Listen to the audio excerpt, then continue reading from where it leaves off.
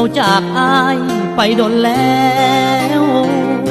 แต่ว่าน้องแก้วยังอยู่เคียงอายทุกเมื่อทั้งที่อายได้ทำผิดอย่างล้นเลยกลับมาทุกมือน้องก็ตอนหับทุกครั้งซ้ำแล้วซ้ำต่อน้องยังตั้งใจรออายผู้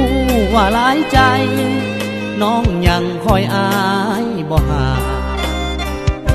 อยู่ในโลกนี้บ่มีไผดีสำนา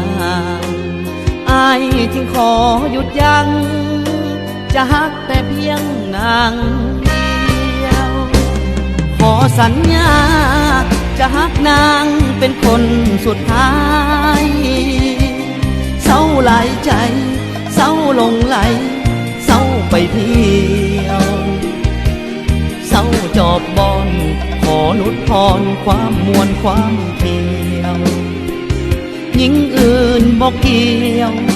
จะฮักคนเดียวเพียงนางถ้าเป็นหญิงอื่น